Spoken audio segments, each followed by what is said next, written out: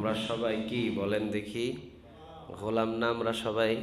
বলেন না, আমরা সবাই কি আল্লাহর গোলাম। গোলামের কাজ হলো মালিকের হুকুম মানা, ঠিক না ঠিক? যে গোলাম নিজের ইচ্ছা মতো চলে সে কি গোলাম? গোলামের কাজ হলো মালিকের হুকুম মতো চলা। মালিকের হুকুম মতো যে গোলাম চলে সে প্রকৃত শ্রেষ্ঠ গোলাম, ঠিক না ঠিক? আজান যদি হয় মসজিদে, গোলামের কাজ হলো মসজিদে এসে নামাজ পড়া, কিন্তু ইচ্ছা করে পড়লাম না, তারে কি গোলাম বলা যায়? তো আল্লাহ রাব্বুল আলামিন আমাদের সবাইকে যেন গোলাম হিসাবে কবুল করে। আর একবার বলেন আমিন। আমরা মেরাজ সম্পর্কে কিছু আলোচনা গত জুমায় মনে হয় শুনেছি। আমাদের যিনি একজন আলোচক আসছিলেন আপনাদের যথেষ্ট পরিমাণে কিছু আলোচনা শুনিয়েছেন, ঠিক না? মেরাজ এটা সত্য, এটার ভিতরে কোনো মিথ্যার লেশ আছে কি বলেন? কোরআন কি মিথ্যা না সত্য বলেন? সূরা বানী ইসরাঈলের শুরুতেই আল্লাহ মেরাজ সম্পর্কে কিছু কথা বলেছেন। সুবহানাল্লাযী আসরা বিআবদিহি লাইলাম মিনাল মসজিদিল হারামি ইলাল মসজিদিল আকসা। তো পবিত্র মহান সেই সত্তা যিনি তার বান্দাকে রাতে নিয়ে গিয়েছিলেন আল মসজিদুল হারাম থেকে আল মসজিদুল আকসা পর্যন্ত। কার কুদরত দিয়ে নিয়ে গিয়েছিলেন বলেন? আল্লাহ রাব্বুল আলামিন তার কুদরত দিয়ে নিয়ে গিয়েছিলেন।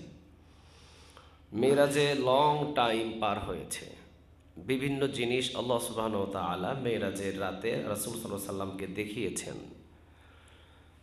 বোঝা যায় যে পৃথিবীটা সব কিছু স্টপ করে দিয়ে আল্লাহ রাব্বুল আলামিন ঘন্টা সময় সব কিছু বন্ধ করে দিয়ে আল্লাহ মেরাজ শুরু করেছেন। টানা বছরের পর বছর পার হয়ে গেছে মেরাজের সময়। কয় বছর পার হয়েছে বলেন দেখি? কত বছর?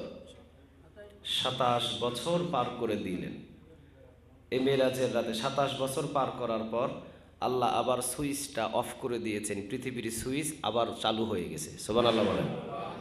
পৃথিবীর সুইচটা আল্লাহ বন্ধ করেছিলেন, পৃথিবীর সময় অফ ছিল। এই ক্ষমতাটা শুধু কার? এই ক্ষমতাটা শুধু কার? আল্লাহ। আল্লাহর এই ক্ষমতাটা। তো আল্লাহ রাব্বুল আলামিন পৃথিবীর সুইচটা অফ করে দিয়ে রাসূলকে মেরাজে গমন শুরু করলেন। এরপরে রাসূলকে আবার পাঠিয়ে দেওয়ার পর আবার সুইচটা অন করে দিলেন, আবার পৃথিবীর সময় চালু হলো। কিন্তু এই যে অফ করেছিলেন আল্লাহ, অফ করার ভিতর দিয়ে 27 বছর কাটাইয়া দিয়েছেন। তিনি কে? আল্লাহ। তো রাসূল সাল্লাল্লাহু আলাইহি সাল্লামকে মেরাজে নিয়ে অনেক কিছু দেখালেন আল্লাহ রাব্বুল আলামিন, অসংখ্য কিছু দেখিয়েছেন। জান্নাত দেখালেন, জাহান্নাম দেখালেন, ঝর্ণা দেখালেন, হাউজে কাউসার দেখালেন, এরপরে নহর দেখালেন, সব কিছু দেখিয়েছেন। রাসূল সাল্লাল্লাহু আলাইহি সাল্লামের একটা বোন ছিল, নাম হলো উম্মে হানি। কি নাম ছিল? উম্মে হানি।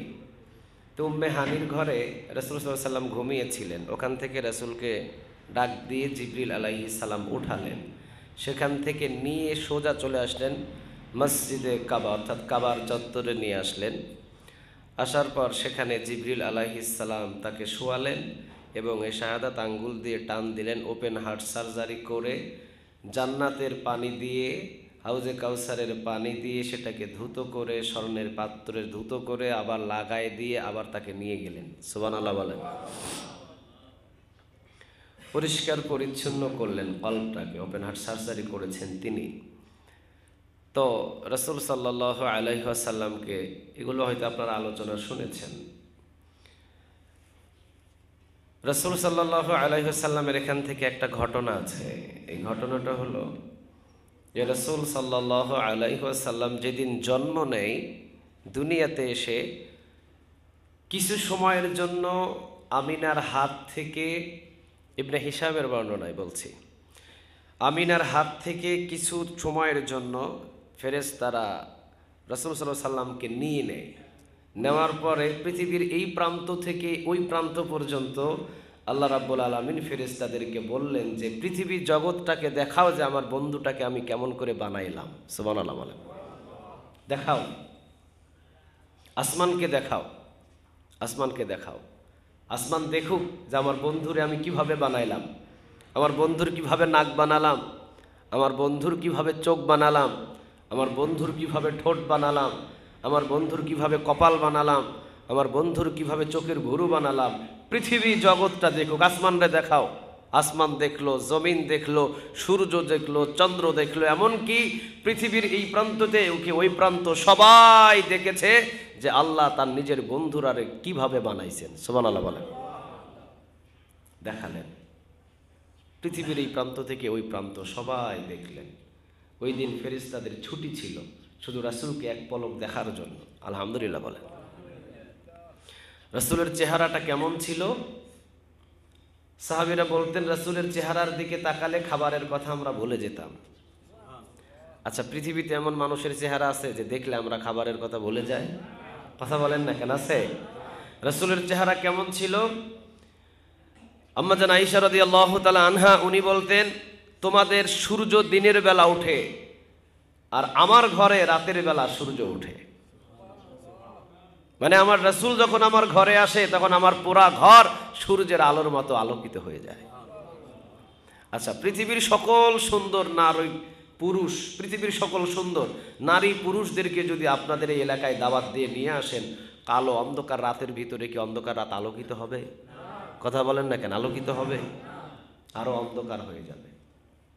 কিন্তু আমার রাসূলের চেহারা কেমন ছিল যে রাসূল অন্ধকারের ভিতরে ঘরে ঢুকলেই চেহারা দিয়ে এমন নূর বাহির হতো যে সূর্যের মতো এলাকা আলোকিত হয়ে যেত। এটা ছিল রাসূল সাল্লাল্লাহু আলাইহি ওয়াসাল্লামের নূর, অর্থাৎ এত সৌন্দর্য ছিলেন তিনি। কোন সাহাবীরা বলতেন রাসূল মসজিদে নববীতে যখন বসে থাকতেন তখন চন্দ্রের দিকে তাকাতাম আর রাসূলের চেহারার দিকে তাকাতাম, মনে হতো যে চন্দ্র অন্ধকার, রাসূলের চেহারা আরো আলোকিত। আল্লাহ রাব্বুল আলামিন রাসূল সাল্লাল্লাহু আলাইহি ওয়াসাল্লামকে যেদিন বানালেন, মা আমিনার গর্ভ থেকে যখন বাহির করে নিয়ে যখন দুনিয়াতে আনলেন, দুনিয়াতে আনার পর আল্লাহ বিশ্ব জগৎকে দেখালেন যে দেখো আমার বন্ধুটারে আমি কিভাবে বানাইছি, দেখো তোমরা আমার বন্ধুরে দেখো কিভাবে আমার বন্ধুর চেহারাটা বানাইছি আমি, দেখো।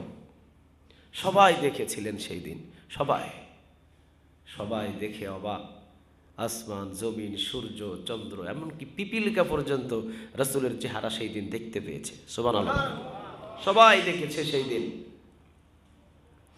এবার রাসূলের চেহারা তো সবাই দেখলো, রাসূল কি দেখতে পারছে সবাই রে? কথা কন না কেন? রাসূল যদি দেখার ইচ্ছা করে তাহলে আচ্ছা আমরা কি জমিনে বসে থেকে পুরাসর মজলিশপুর গ্রাম এখানে বসে থেকে কি দেখা সম্ভব? কিন্তু এখান থেকে যদি 2.5 থেকে 3000 ফুট উপরে যায় অন্তত কিছু হলেও দেখা সম্ভব, ঠিক না বে ঠিক? আল্লাহ রাব্বুল আলামিন এখন বললেন, হাবিব আপনাকে যেদিন জন্ম দিয়েছিলাম সেই দিন সারা বিশ্ববাসীকে আপনাকে দেখাইছিলাম, আপনার চেহারা সবাই দেখেছিল, আপনি তো সবাইরে দেখেন নাই। আমি কেমন করে পাহাড় বানিয়েছি, কেমন করে পর্বত বানিয়েছি, কেমন করে সূর্য বানিয়েছি, চন্দ্র বানিয়েছি, আসেন আপনি। আল্লাহ সুবহানাহু ওয়া তাআলার আরশের কাছাকাছি যখন নিয়ে গেলেন, কাছাকাছি যাওয়ার পর একটা জায়গা আছে, একদম নিরাপদ এক জায়গা। আল্লাহ ওখান থেকে রাসূলকে বললেন, তখন আপনাকে সবাই দেখেছে, এখন আপনি উপর থেকে সবাইরে দেখেন যে কেমন বানাইছি পৃথিবীটা, এবার আপনি দেখেন যে আপনাকে যে আমি বলেছি ওয়ামা আরসালনাকা ইল্লা রাহমাতাল লিল আলামিন, আপনি জগতের জন্য রহমত স্বরূপ, আপনি যেখানে রহমত সেখানে। সুবহানাল্লাহ বলেন। তা আপনার রহমতের রোশনি পৃথিবীটা আমি কিভাবে সাজিয়েছি আপনি এবার নিচের দিকে তাকান, আপনি অনুভব করতে পারবেন। সুবহানাল্লাহ বলেন। রাসূল সাল্লাল্লাহু আলাইহি ওয়াসাল্লাম নিচের দিকে তাকিয়ে ওই দিন মেরাজের রাতে সারা পৃথিবীটা দেখেছিলেন যে আল্লাহ কিভাবে সারা পৃথিবীটা বানাইছে। সুবহানাল্লাহ। শুধু রাসূলকেই দেখিয়েছেন, রাসূলকেই দেখিয়েছেন, কোন নবীকে সারা পৃথিবী আল্লাহ দেখান নাই। আবার কোন নবীর চেহারা সারা পৃথিবীর কোন জগতে আল্লাহ দেখান নাই।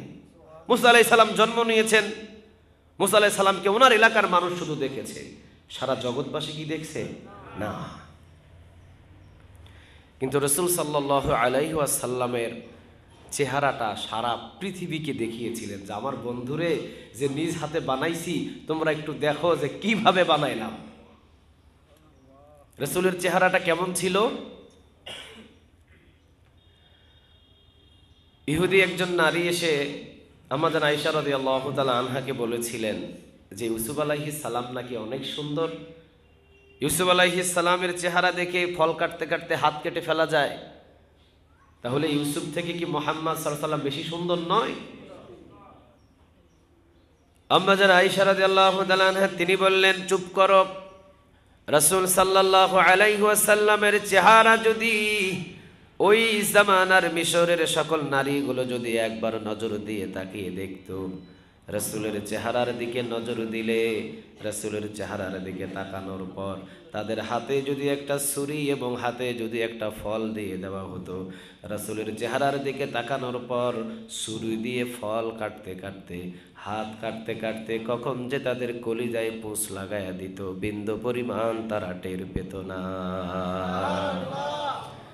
ইউসুফ আলাইহিস সালামের চেহারা দেখে হাতের আঙ্গুল কাটা যায়, আর রাসূলের চেহারা দেখে হাতের আঙ্গুল কাটার পর কলিজায় পুঁছ লাগায়া দেয়। বোঝা যায় রাসূলের চেহারা অসাধারণ, ঠিক না ঠিক? রাসূলের চেহারা দেখলে জীবনটা শেষ করে দেয়, তাও খেয়াল থাকে না। এত সুন্দর করে রাসূলের চেহারা বানাইছেন তিনি কে? সারা বিশ্ববাসী রাসূলকে দেখিয়েছিলেন, দেখালেন।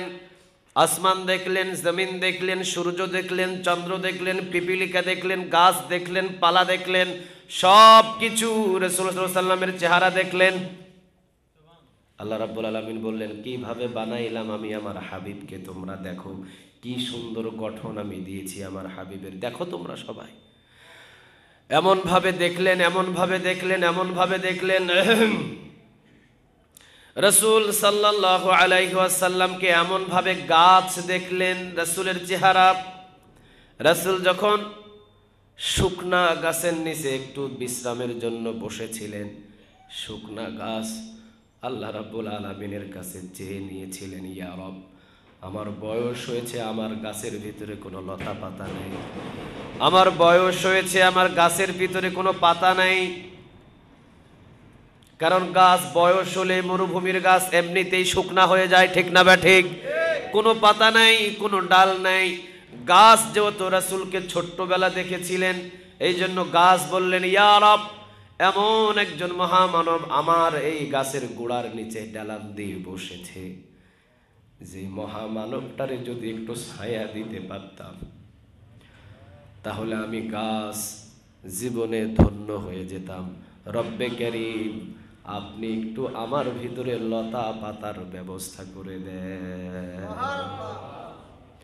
আপনি একটু আমার ভিতরে লতা পাতার ব্যবস্থা করে দেন, আপনি একটু আমার ভিতরে লতা পাতার ব্যবস্থা করে দেন। লতা পাতার ব্যবস্থা সাথে সাথে গাছ দোয়া করেছেন, আল্লাহর কাছে দোয়া কবুল করে নিলেন। তিনি কে? আসমান রাসূল সাল্লাল্লাহু আলাইহি ওয়াসাল্লামকে চিনতেন। ওই যে জন্মের পরে যে আল্লাহ রাব্বুল আলামিন দেখিয়েছিলেন ফেরেশতাদের মাধ্যমে, দেখো আমার রাসূলকে আমি কিভাবে বানিয়েছি। আসমান রাসূল সাল্লাল্লাহু আলাইহি ওয়াসাল্লামকে চিনতেন। এই জন্য আসমান ওই দিন আল্লাহর কাছে ফরিয়াদ করেছিলেন, যেই দিন আবু তালিবের সাথে রাসূল সাল্লাল্লাহু আলাইহি ওয়াসাল্লাম ব্যবসা করার জন্য মক্কা থেকে বাহির হয়েছিলেন। সেই দিন আসমান বলেছিলেন, ইয়া রব, ইয়া রব, ইয়া রব্বে কারীম, আপনি আমাকে একটা সুযোগ দেন। ছোট্টবেলায় যার চেহারা মোবারক আপনি আমাদেরকে দেখিয়েছিলেন, ইনি হলেন মহামানব, তার নামটা হলো মুহাম্মদুর রাসূলুল্লাহ সাল্লাল্লাহু আলাইহি ওয়াসাল্লাম। ইয়া রব, আপনি একটু আমাকে অনুমতি দেন। আজকে যেহেতু আপনার হাবিব, আজকে যেহেতু আপনার রাসূল, আজকে যেহেতু আপনার বন্ধু মরুভূমির পথ দিয়ে পাড়ি দিয়েছে ব্যবসা করার জন্য, আপনি একটু আমাকে অনুমতি দেন, আমি যেন মেঘের টুকরা হয়ে তার মাথায় ছায়ার ব্যবস্থা করতে পারি।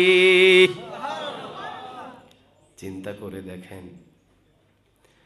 এখান থেকে একটা শিক্ষা আমরা নিতে পারি। আসমান কিন্তু ঠিকই রাসূলকে চিনেছে, গাছ কিন্তু ঠিকই রাসূলকে চিনেছে, কিন্তু উম্মত হওয়ার পরেও আমরা এখনো রাসূলকে চিনতে পারি নাই, ঠিক না ঠিক?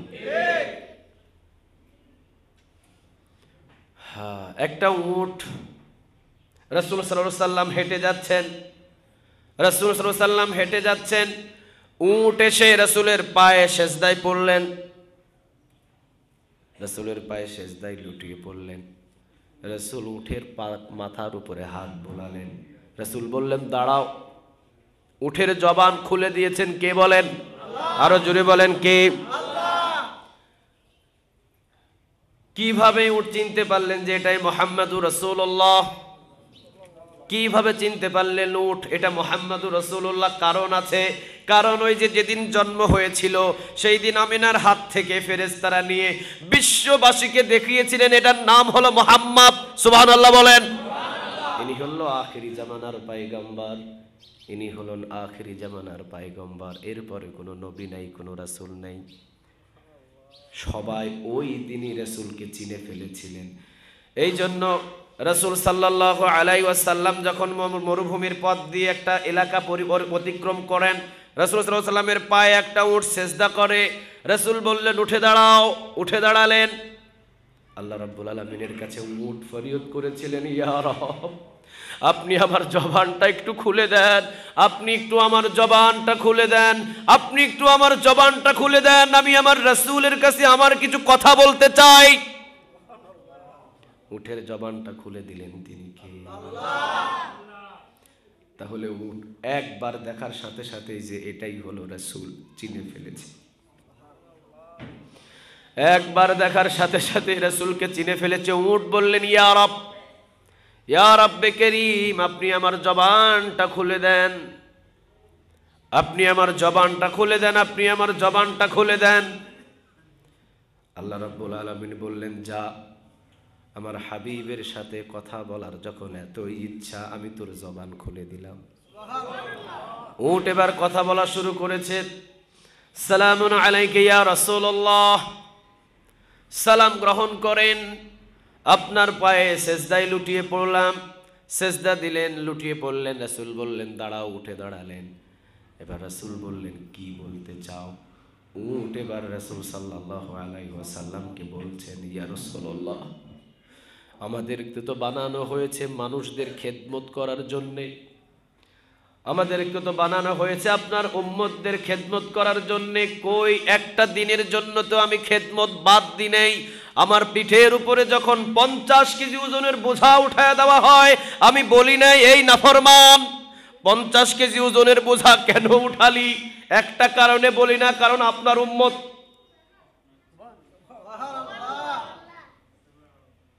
আমি যদি বলি 50 কেজি ওজন কেন আমার পিঠে উঠালি, তাহলে আপনার উম্মতকে অপমান করা হবে। আপনার উম্মতের সম্মানের কারণে আমি শুধু 50 কেজি ওজনের বোঝা বহন করেছি, যদিও আমার শক্তি ছিল 30 কেজি ওজন বহন করার। 50 কেজি ওজন বহন করার শক্তি আমার ছিল না। শুধু আপনার উম্মতের জন্য 50 কেজি ওজন, আপনার উম্মতের সম্মানের জন্য 50 কেজি ওজনের বোঝা আমি বহন করেছি। কিন্তু আপনার কাছে আজকে আমার একটা নালিশ, আজকে আপনার কাছে আমার একটা নালিশ, আজকে আপনার কাছে আমার একটা নালিশ ইয়া রাসূলুল্লাহ, আজকে আপনার কাছে আমার একটা নালিশ। আপনার উম্মত আমাকে দিয়ে যে এত কষ্ট করে খাটালো, কিন্তু আপনি আমার বিচারটা করে দেন। আমাকে যে 50 কেজি ওজন বহন করায় পথের পর পথ, রাস্তার পথ রাস্তা অতিক্রম করালো, কিন্তু আমাকে কি ওই পরিমাণ খাবার দেওয়ার প্রয়োজন নয়? কিন্তু আপনার এই উম্মত আমাকে ওই পরিমাণ খাবার দিতে পারে নাই। আপনি বিচারটা করে দেন। রাসূল কি বিচার করলেন জানেন? রাসূল কি বিচার করলেন জানেন? রাসূল বললেন কিয়ামতের ময়দানে এই ওট এই মালিকের দরবারে মালিকের বিরুদ্ধে দাঁড়াবে। এই মালিকের বিরুদ্ধে দাঁড়ানোর পর বলবে ইয়া রব আপনার নবীর উম্মতের খেদমত করেছি, কিন্তু আপনার নবীর উম্মত আমাকে সম্মান দেখাতে পারে নাই। আমাকে না খাইয়ে খাইয়ে না খাইয়ে খাইয়ে আমাকে শুকনা বানিয়েছে, কিন্তু আমাকে দিয়ে অতিক্রম পরিশ্রম করেছে। এটার বিচার আপনি করেন। বুঝে রেখে দিও উটের মালিক, কিয়ামতের ময়দানে আমি রাসূলও তোমার বিরুদ্ধে দাঁড়িয়ে যাব। নাউজুবিল্লাহ বলেন। তাহলে একটা উট 30 কেজি ওজন বহন করতে পারে, 50 কেজি ওজন বহন করে শুধু রাসূলের মহব্বতের কারণে, ঠিক না ব্যাঠিক? একটা উট হয়ে যদি রাসূলকে চিনতে পারে, আশরাফুল মাখলুকাত যারা আমরা রাসূল পেয়েছি, আজ পর্যন্ত রাসূলকে কিন্তু আমরা চিনি নাই, ঠিক না ব্যাঠিক? আজ পর্যন্ত রাসূলকে কিন্তু আমরা চিনি নাই। কিয়ামতের ময়দানে আল্লাহ রাব্বুল আলামিন রাসূলের প্রতিটা উম্মতের আমলনামা রাসূলের কাছে আগে দিবেন। প্রতিটা উম্মতের আমলনামা রাসূলের কাছে এইভাবে দিবেন, ইয়া রাসূলুল্লাহ, এই যে দেখেন সর মজলিশপুরের সম্মানিত খতিব সাহেব মাহমুদুল হাসানের আমলনামা ধরেন, দেখেন। রাসূল আমলনামা দেখবেন, দেখা বলবেন, কিরে মাহমুদুল হাসান, আমি কি এই আমলনামার জন্য তায়েফের ময়দানে মার খেয়েছিলাম? আমি কি এই আমলনামার জন্যেই 2টা দাঁত আমি শহীদ করেছিলাম? আমি কি এই আমলনামার জন্যে দাঁতের ব্যথা সহ্য করেছিলাম? আমি কি এই আমলনামার জন্যে আমার মাথার ভিতরে রড ঢুকিয়েছিলাম? আমি কি এই আমলনামার জন্যে 7 দিনের বেশি পাথর পেটে বেঁধেছিলাম? এই আমলনামার জন্যে নামাজ কই, কোরআন তেলাওয়াত কই আমলনামায়? খালি খতিব সাহেবের আমলনামা রাসূলের দরবারে দেওয়া হবে তা না, আপনারটাও দেওয়া হবে। আপনার আমলনামাও রাসূলের দরবারে এইভাবে দেওয়া হবে। আব্দুল গফফারের ছেলে যে আব্দুল করিম, আব্দুর রহমানের ছেলে আব্দুল কুদ্দুস, ইয়া রাসূলুল্লাহ, এই যে আপনার উম্মতের আমলনামাটা আপনি দেখেন। রাসূলের কাছে এইভাবে আমলনামা যখন দেওয়া হবে, রাসূল আমলনামা দেখে উম্মতের চেহারার দিকে তাকায় বলবে, উম্মত এটা কি? নামাজ কই, নামাজ? কোরআন তেলাওয়াত কই, কোরআন তেলাওয়াত? আমি কি আমার জন্মভূমি ছেড়ে আমি মদিনায় কেন গেছিলাম তুমি কি জানো না? আমি আমার বাপদাদার ধর্ম, আমি আমার বাপদাদার সংসার ছেড়ে, বাড়ি ছেড়ে আমি মক্কায় কেন গিয়েছিলাম তুমি জানো না? তোমার জন্যই তো গেছিলাম আমি, ঠিক না বে ঠিক? তোমার জন্যই তো গিয়েছিলাম আমি আমার জন্মস্থান ছেড়ে মদিনায়। আমার চাচা আমির হামজা কলিজা কেন দিছিল তোমাদের জন্য? বেলালের নাক কেন ছিদ্র করা হয়েছিল তোমাদের জন্য? আমার অসংখ্য সাহাবী জীবন দিয়েছিল তোমাদের জন্য। তোমার আমলনামার এই অবস্থা কেন? কি নিয়ে আসতো এটা তুমি? 1 ওয়াক্ত নামাজ নাই, কি হিসাব দিবেন? কেমনে দাঁড়াবেন রাসূলের সামনে? এখনো সময় আছে, আমলনামাটা নামাজ দিয়ে তৈরি করুন। আল্লাহ আমাদের সবাইকে কবুল করুন, আমিন। আর একটু জোরে বলেন আমিন। একটা উট যদি রাসূলের উম্মতকে সম্মান করে, আমরা কি আশরাফুল মাখলুকাত হয়ে রাসূলকে সম্মান করা দরকার নয়? আরো জোরে বলেন, দরকার নয়?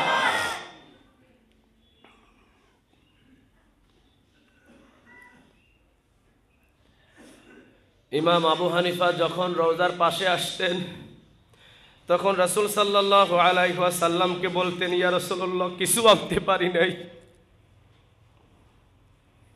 কিছু আনতে পারি নাই, আপনার জন্য কিছুই আনতে পারি নাই। তবে ইয়া রাসূলুল্লাহ, জীবনে কোনোদিন তাহাজ্জুদ নামাজ কাজা করি নাই, জীবনে কখনো আমার 5 ওয়াক্ত নামাজের তাকবীরওয়ালা ছুটে যায় নাই, জীবনে কোনোদিন কোরআন তেলাওয়াত একদিনের জন্য মিস যায় নাই। সুবহানাল্লাহ বলে। তারপরে রাসূলের রওজার পাশে গিয়ে কান্না করে বলতেছে, কিছু আনতে পারি নাই। আর আপনার আমলনামা যেদিন আল্লাহ বলবেন, ইয়া রাসূলুল্লাহ, এই যে দেখেন আপনার ওই চরমজলিশপুরের অমুকের আমলনামা, আপনি দেখেন, আপনি বিচার করেন, আপনি নেন আমলনামা। রাসূল সাল্লাল্লাহু আলাইহি ওয়াসাল্লামকে আপনার আমলনামাটা দেখানো হবে, আপনি দেখবেন। রাসূল যখন আমলনামাটা দেখে আপনার চেহারার দিকে তাকায় বলবে, কি ব্যাপার উম্মত, এটা কি? কোরআন তেলাওয়াত কই? কিছুই তো নাই। কি জন্য আমি তায়েফের ময়দানে মার খেলাম?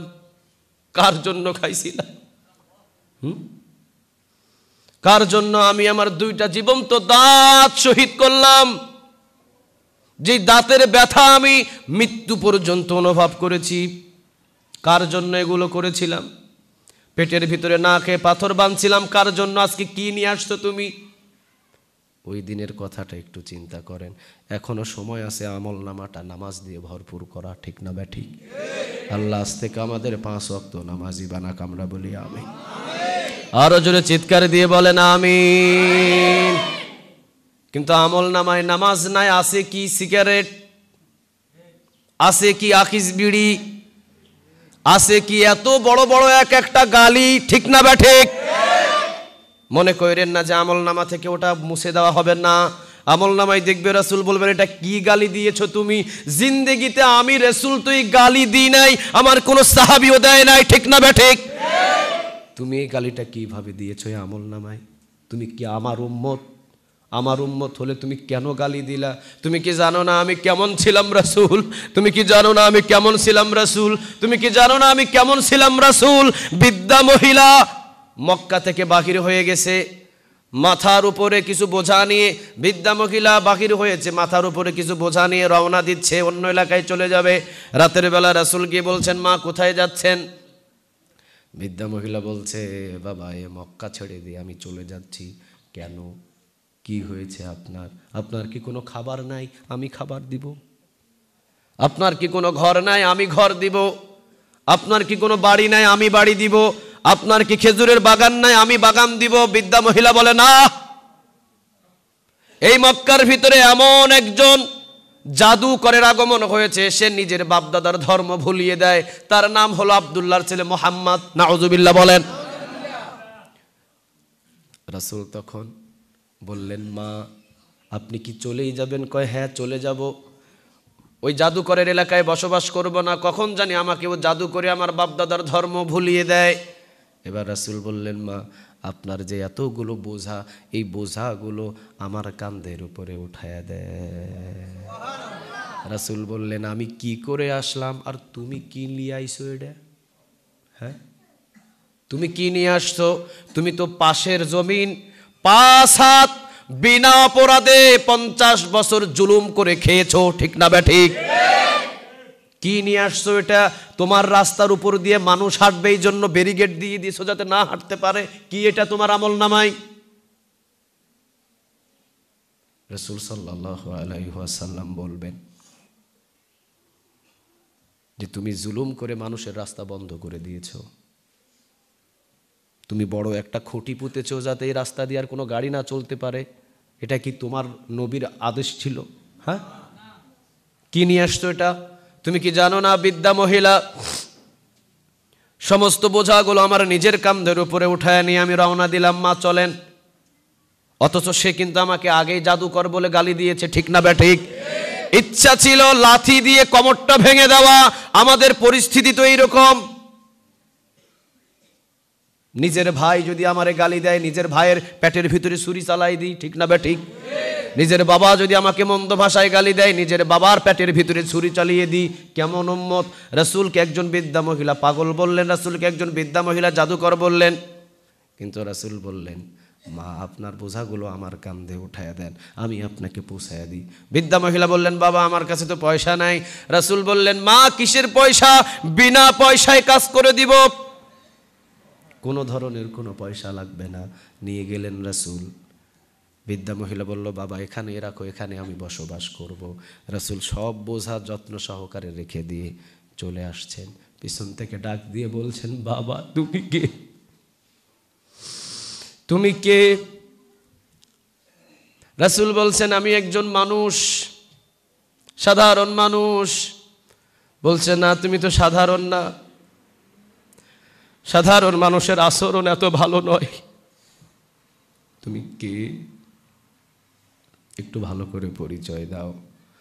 রাসূল বলছেন, মা যে জাদুকরের জন্য, যে পাগল মুহাম্মাদের জন্য আপনি মক্কা ছেড়ে এই এলাকায় এসেছেন, আমি সেই মুহাম্মাদুর রাসূলুল্লাহ।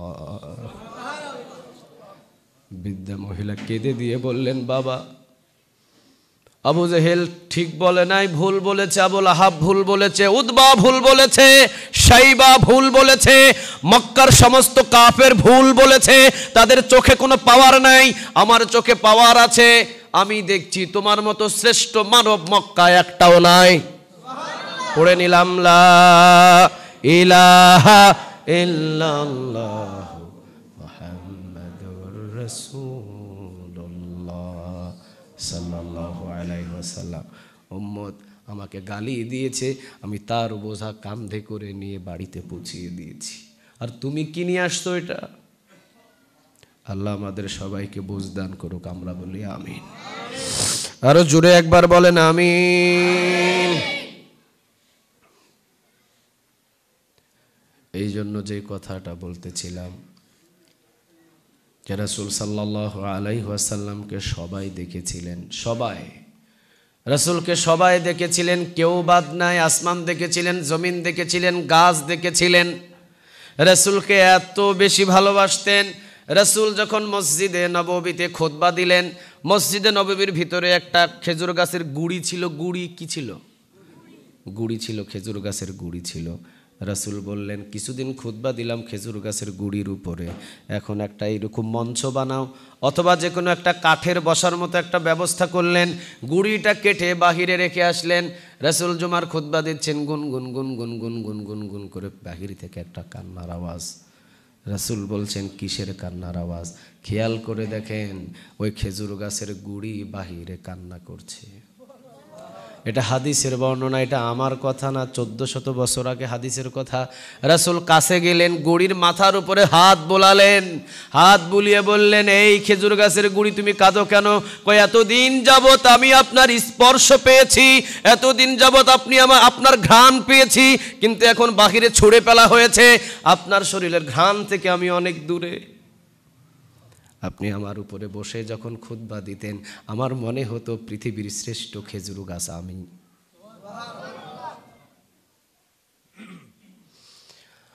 আমাদের ভিতরে একটা চিন্তা থাকা দরকার ছিল, একটা চিন্তা থাকা দরকার ছিল যে রাসূলের জন্য যদি এক ফোঁটা রক্ত দিতে পারি, শ্রেষ্ঠ উম্মত আমি। ঠিক না ঠিক?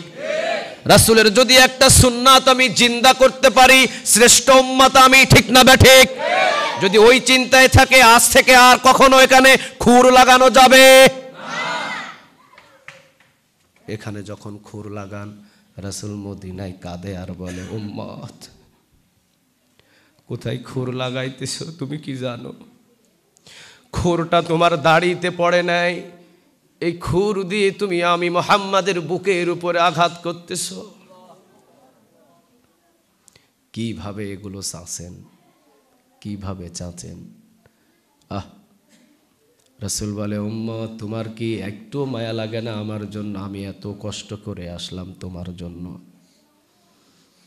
এত কষ্ট করে আসলাম তোমাদের জন্য, আজকে তুমি আমার একটা সুন্নত মুখের ভিতরে রেখে আসতে পারো না। কেমন ভালোবাসলা তুমি আমার জন্য।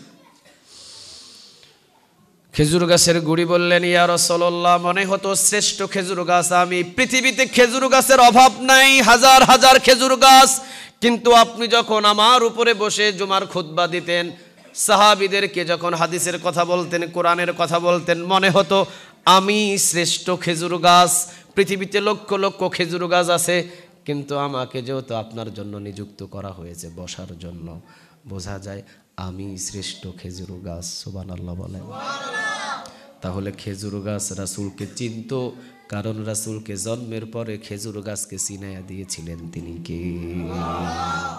খেজুর গাছ বলছেন, এই জন্য কাঁদছি কারণ আমাকে বাহিরে ফেলে দেওয়া হয়েছে, আমি তো আর আপনার ওই জায়গায় বসতে পারবো না, আপনার হাতের ছোঁয়া পাবো না, আপনার শরীরের ঘ্রাণ পাবো না। রাসূল বললেন, যাও, আমি দোয়া করলাম তুমি হবে আমার জান্নাতের খেজুর গাছ। ওই খেজুর গাছটাই রাসূলের জান্নাতের খেজুর গাছ হবে। সুবহানাল্লাহ বলে। কি ভালোবাসা ছিল, কি ভালোবাসা ছিল রাসূলের প্রতি। আজকে শুধু মেরাজের ঘটনা শুনেন আর চোখ দিয়ে বেলবেল বেলবেল করে পানি ফেলেন। মেরাজের মূল ঘটনা হলো 5 ওয়াক্ত নামাজ। ঠিক না ঠিক? মূল ঘটনা। রাসূলকে সব কিছু দেখালেন, সব সব সব, কোনো কিছু বাদ রাখেন নাই। রাসূল সাল্লাল্লাহু আলাইহি ওয়াসাল্লাম যখন মেরাজে গিয়েছিলেন, রাসূল ঝর্ণা দিয়ে ওযু করছিলেন। জান্নাতের ঝর্ণার ভিতরে ওযু করছেন তিনি। সামনের দিকে তাকিয়ে দেখে এক অট্টালিকা বিশাল বড়। জিবরিলকে বললেন, এটা কার? কয়, এটা আপনার সাহাবী ওমরের। রাসূল বললেন, ওমরের? কয়, হ্যাঁ, কারণ ও ওমর তো ওমর না, ওমর হলো আপনার দোয়ার ফসল। আপনার দোয়া করেছিলেন মানে ওমরকে আপনি চেয়ে নিয়েছেন। ওমর কিন্তু সাধারণ সাহাবী না, ওমরকে রাসূল নিজে চেয়ে নিয়েছেন। কার কাছ থেকে বলেন? আরো জোরে বলেন, কার? আপনি যেহেতু ওমরকে চেয়ে নিয়েছেন, এই জন্য আল্লাহ রাব্বুল আলামিন ওই দিনই ওমরের জন্য এই প্রাসাদ বানিয়ে রেখেছে। কারণ আপনি যেটা চান সেটার সম্মান মর্যাদা দেন তিনি কে? রাসূল কিন্তু ওমরকে চেয়ে নিয়েছিলেন দুয়ার ভিতরে। আল্লাহ খাত্তাবের ছেলে ওমরকে তুমি আমার জন্য কবুল করে নাও। রাসূল কিন্তু চেয়ে নিয়েছিলেন। জিবরিল বললেন, ইয়া রাসূলুল্লাহ, আপনার ওই সাহাবী ওমরের এই রাজপ্রাসাদ, সেই ওমরের নামাজের যদি আপনি ঘটনা শুনেন অবাক হয়ে যাবেন। ওমরের নামাজের যদি ঘটনা শুনেন অবাক হয়ে যাবেন। আরে রাসূল যেটা চায়, রাসূল যেহেতু ওমরকে চেয়ে নিয়েছিলেন। একদিন সাহাবী বেলাল বললেন, এই ভাই ওমর, তুমি কিন্তু রাসূলের দুয়ার ফসল, আমাদের জন্য রাসূল দোয়া করে নেয় নাই, কিন্তু তোমাকে কে দোয়া করে নিয়েছেন? রাসূল মুহাম্মদ সাল্লাল্লাহু। রাসূল কিন্তু তোমাকে দোয়া করে নিয়েছে। বড় সাবধান, বড় সাবধান, এমন কিছু করো না যেন রাসূলের কলিজায় কোনো ব্যথা লাগে। রাসূল সাল্লাল্লাহু আলাইহি সাল্লামের দোয়ার ফসল ওমর। ওমরের যদি নামাজের ইতিহাস শুনেন অবাক হয়ে যাবেন। আবু লুলু নামের একটা ইহুদি, লম্বা ঘটনা। আবু লুলু নামের একটা ইহুদি ফজর নামাজের সময় ওমর ইমামতি শুরু করলেন, আল্লাহু আকবার বলে নামাজ শুরু করলেন, এক রাকাত শেষ করলেন। দ্বিতীয় রাকাতে মসজিদের ভিতরে নামাজ পড়ছেন ওমর। তখন ছিলেন ওমর খলিফা এবং মসজিদে নববীর খতিব। নামাজ পড়ছেন। আবু লুলু নামের একটা ইহুদি ওমরের সাথে একটা ঘটনা নিয়ে বিকট আকারে তর্ক বিতর্ক হয়েছিল। আবু লুলু নামের একটা ইহুদি খঞ্জর বানাতেন। উনি খঞ্জরের ব্যবসা করতেন মদিনায়। তার মালিক ছিল। মালিক প্রতিদিন তাকে 400 দিরহাম করে অথবা 400 দিরহাম করে প্রতিদিন চার্জ করতেন। 200 দিরহাম, 400 দিরহাম। ওমর রাদিয়াল্লাহু তাআলা আনহুর কাছে গিয়ে বললেন, আবু লুলু নামের ইহুদি, ওমর, আমার যে মালিক, এই মালিক, আমি খঞ্জরের ব্যবসা করি, প্রতিদিন মালিক আমার কাছ থেকে 200-400 দিরহাম করে নেয়, আপনি একটু কমিয়ে দেন। ওমর বললেন, তুমি কি বানাও? কয় খঞ্জর বানাই। কয় সর্বনাশ, খঞ্জর যে বানাই তাহলে তোমার কাছ থেকে 400 দিরহাম কম হয়েছে, 500-600 দিরহাম নেওয়া দরকার, কারণ ওই জামানায় খঞ্জরের ব্যবসা সবচাইতে বাম্পার। সুবহানাল্লাহ বলেন। সাহাবীরাও খঞ্জর বানাতেন, কিন্তু আবু লুলু যখন খঞ্জর বানায়, খঞ্জরের কথা শুনে ওমর বললেন যে 400 দিরহাম, 200 দিরহাম তোমার কাছ থেকে নেয়, কমই নেয়, আরও বাড়ায় নেওয়া দরকার। আবু লুলু বললেন, কি ওমর, সবার জন্য তুমি বিচার ভালো করো, আমার জন্য বিচার করলা না, আমারে বলতেছো আরো বেশি নেওয়ার জন্যে, তোমাকে দেখাইয়া দিব, যাও। একটা খঞ্জর বানালেন ওমরকে শেষ করে দেওয়ার জন্যে। ফজর নামাজে চলে এসেছেন, মাথায় টুপি পরে, লম্বা একটা চাদর পরিধান করে ওই ইহুদি মসজিদে নববীতে এসে নামাজে দাঁড়িয়েছেন। ওমর ফজরের প্রথম নামাজ শেষ করলেন, দ্বিতীয় রাকাত ফজর নামাজের জন্য কেরাত শুরু করেছেন। আবু লুলু নামের ইহুদি দৌড় দিয়ে এসে ওমরের একদম নাভিস্থল পর্যন্ত একটা পুঁজ দিয়েছেন। এক পুঁজ দেওয়াতে যেটা নাভিস্থল, নাভি, এটা কেটে গিয়েছে, যেটা খাদ্যনালী, এটা কেটে গেছে। দ্বিতীয় আর একটা পুঁজ দিলেন, 3-4টা পুঁজ দিলেন। ওমর রাদিয়াল্লাহু তাআলা আনহু পিছনে শুয়ে গেলেন, পড়ে গেলেন। আবু লুলু নামের ইহুদি সাহাবীদেরকে চারিদিকে এই খঞ্জরটা চালাতে থাকলেন। চালাইতে চালাইতে 14 থেকে 15 জন সাহাবী ওমরের সাথেই বিদায়, স্পট জাগাত। লাস্ট পর্যন্ত একজন সাহাবী চাদর একটা আবু লুলুর মাথার উপরে ফেলে দিলেন। আবু লুলু চিন্তা করলেন, এমন সাহাবীদেরকে দুনিয়া থেকে আমি বিদায় করেছি, পৃথিবীর যে কোনো জায়গায় যায় আমাকে রক্ষা কেউ করতে পারবে? আবু লুলু নিজেই নিজের খঞ্জর দিয়ে নিজেই মেরে আবু লুলু নিজেও ওখানে বিদায় হয়ে গেলেন, শেষ হয়ে গেলেন। ওমর রাদিয়াল্লাহু তাআলা আনহুর তাড়াতাড়ি করে একটা গামছা দিয়ে, রুমাল দিয়ে পেট শক্ত করে বাঁধলেন, দুধ দিলেন, দুধ দেয় মুখ দিয়ে, নাভি দিয়ে বাহির হয়ে যায়, নাভিস্থল কেটে গেছে, এটা বাহির হয়ে যায়।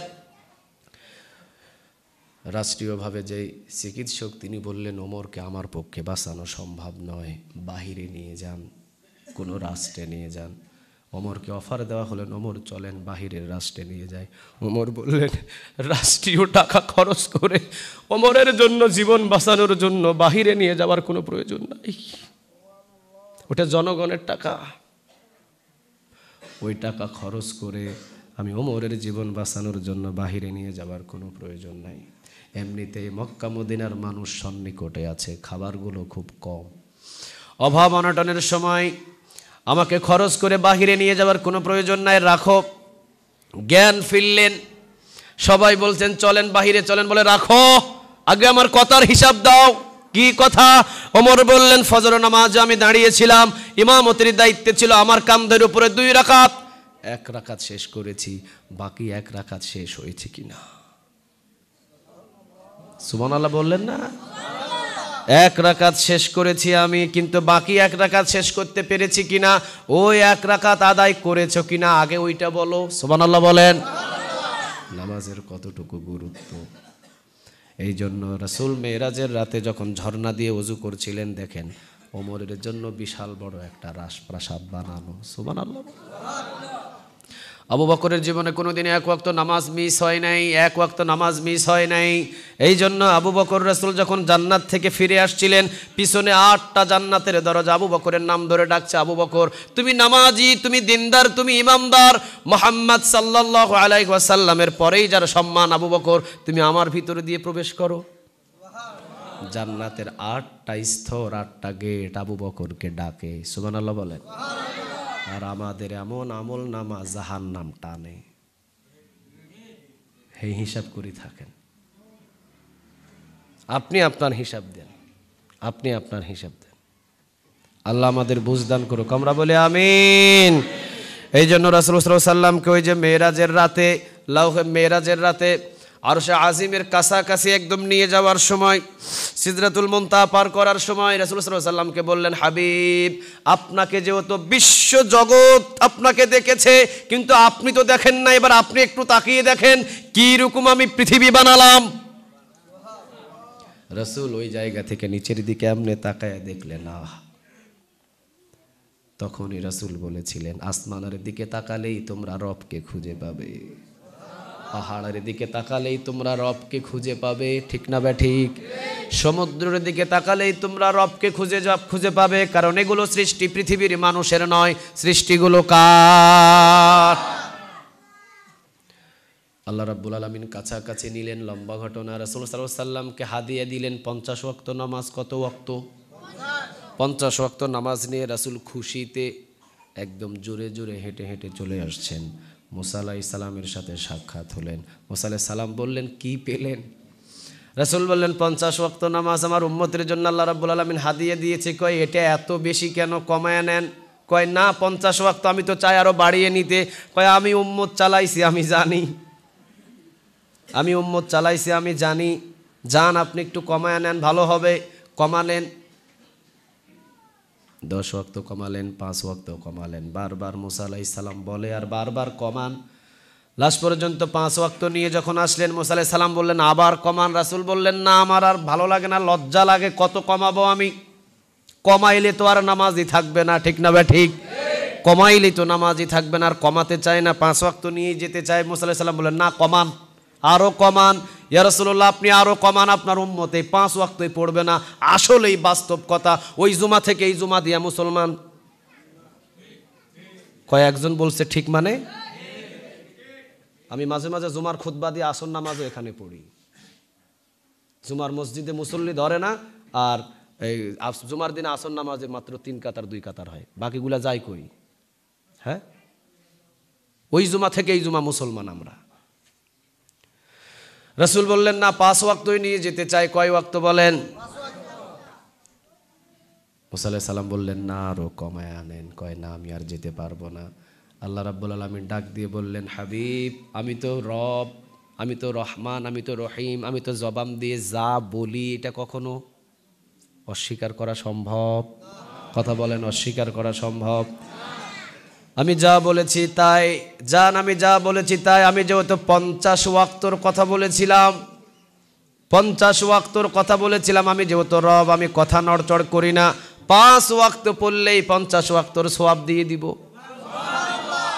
5 ওয়াক্ত পড়লেই 50 ওয়াক্তর সওয়াব দান করবেন তিনি কে? কোনো একজন সাহাবীর 1 ওয়াক্ত নামাজ কাজা আপনি দেখাতে পারবেন না। আল্লাহ আমাদের সবাইকে কবুল করুক, বলেন আমিন। আর একটু জোরে বলেন আমিন। আগামী জুমায় যদি সময় হয় আরো কিছু বিস্তারিত আলোচনা করব ইনশাআল্লাহ।